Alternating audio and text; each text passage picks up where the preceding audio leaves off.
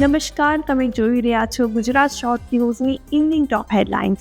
દેશ અને દુનિયાની દરેક મહત્વપૂર્ણ ઘટના સાથે ચાલો શરૂઆત કરીએ આજના મુખ્ય સમાચારથી. વડોદરામાં પ્રધાનમંત્રી નરેન્દ્ર મોદીના સન્માનમાં ભવ્ય કાર્યક્રમનું આયોજન કરવામાં આવ્યું, જ્યાં તેમને પ્રતિષ્ઠિત સરદાર ગૌરવ રત્ન એવોર્ડથી નવાજવામાં આવ્યા. ડીસામાં ફૂડ વિભાગના દરોડાથી ખળભળાટ, 8.28 લાખનું શંકાસ્પદ ઘી સીઝ કરાયું.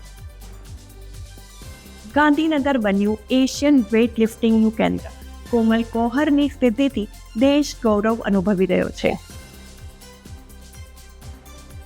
ભારતનું પ્રથમ ખાનગી ટ્રાન્સપોર્ટ એરક્રાફ્ટ વડોદરામાં તૈયાર.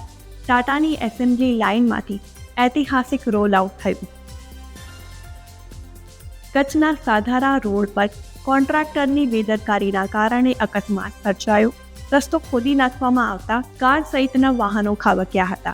અકસ્માતમાં 3 લોકોના મોત થયા હતા. જિલ્લા પંચાયતના માર્ગ અને મકાન વિભાગે સ્થળ મુલાકાત કરી કોન્ટ્રાક્ટર સામે કાર્યવાહી કરવા સ્થાનિકોની માંગ.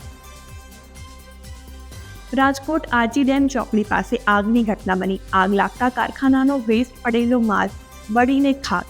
ફાયર બ્રિગેડ દ્વારા પાણીનો મારો ચલાવી આગ પર કાબૂ મેળવાયો. આગ લાગવાનું કારણ અકબંધ છે. સદનસીબે કોઈ જાનહાનિ નથી થઈ. આજના અપડેટ્સ માટે આટલું જ. વધુ માહિતી માટે ફોલો કરો ગુજરાત શોર્ટ ન્યૂઝને.